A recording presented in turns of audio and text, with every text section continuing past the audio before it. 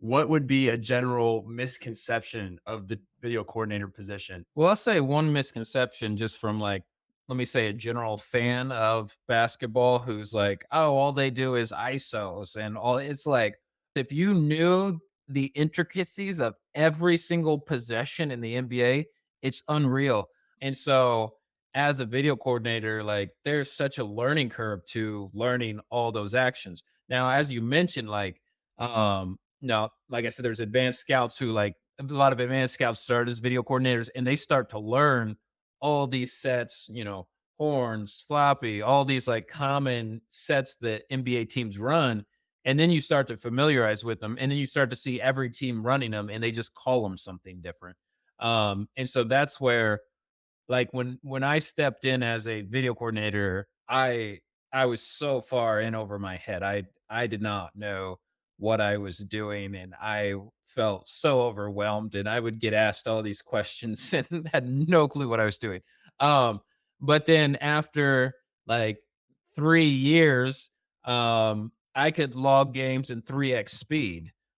Which is what, the like when I started, it's like I'd have to log it in like point 0.5 speed because I'm trying to capture all these actions. And then pretty soon you can just watch a game in your sleep and you're just like coding them. And like I knew people who could code whole NBA games in 30 minutes with every action.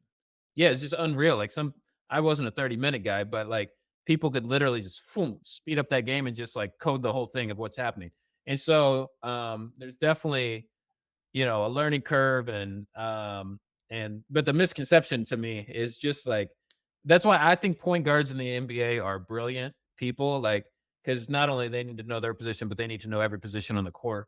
But it's like you might have 100, plays or sets that you run, but then there's like 5 actions off of every play and off of every set. And like and so much of basketball is read and react. And I get a lot of possessions end in ISOs where it's like, hey, it's not, it's nice the Pacers had a guy with like Siakam here yesterday who if the play broke down, you can go to someone who can shoot over the top of somebody, create their own shot, those kind of things. Like for us, obviously, Damon CJ could get their shot anytime. So if we had all kinds of plays and actions, but if it broke down, you want the ball in your stars' hands because they can go create a play on their own. But that's where even like on the scouting sense, like you see guys often who were just like, top 5 prospects in high school, and then they go to college, they might even dominate at college. They might even be a top pick, and then it's like they can't play in the NBA. And I was around enough of those guys to realize like most of it is they're just like they're not smart enough. Where it's like you have to be really intelligent to be an NBA basketball player. I'd say a professional athlete in general. I mean, football players are maniacs for like film and study and everything. But I don't think people realize like how smart these professional athletes are.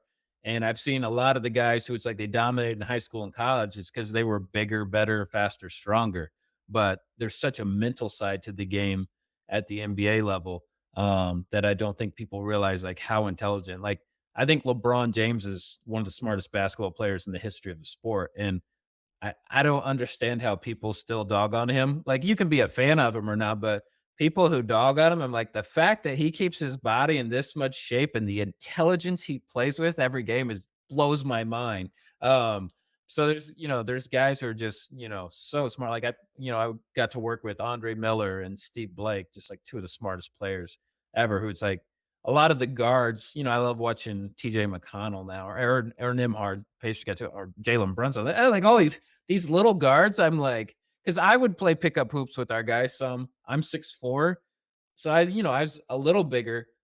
It's impossible to get a shot off. Like these guys are so quick and big, and I was like the rehab guy. So the first level of rehab was, you get by John Ross, you move on to the 2-on-2 and then 3-on-3. And it just blew my mind the skill level these guys were at. So yeah, I guess going back to misconceptions, just the talent, brilliance, intelligence of these professional athletes is off the charts.